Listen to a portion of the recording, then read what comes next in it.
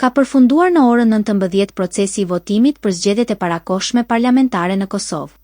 Sipas të dhënave zyrtare të Komisionit Qendror të Zgjedhjeve, pjesëmarrja më e lartë është regjistruar në komunat veriore të vendit të banuara me shumicë serbe, ndërsa qytetarët që ndodheshin në qendrat e votimit në momentin e mbylljes u lejuan të ushtrojnë të drejtën e tyre.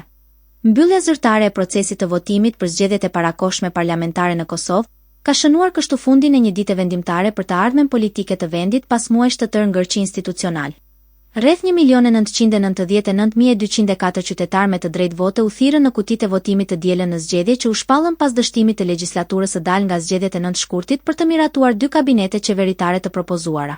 Sipas të dhënave të publikuara nga Komisioni Qendror i Zgjedhjeve, deri në orën 18:23 pjesëmarrja në votime arriti në 38.55% me 770.751 qytetar që shfrytëzuan të drejtën e tyre të votës. Ndërkohë deri në orën 17 pjesëmarrja ishte 25.7% me mbi 501.000 votues, ndërsa në orët e mesditës shifrat luhateshin rreth 27 deri 28%.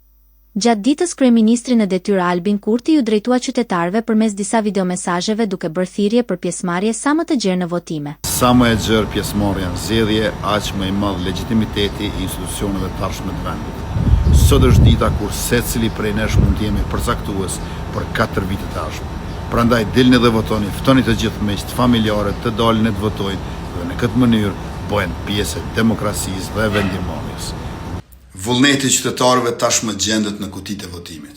Ruajtja e këtij vullneti të shprehur është esencial për legitimitetin dhe kredibilitetin e procesit zgjedhor.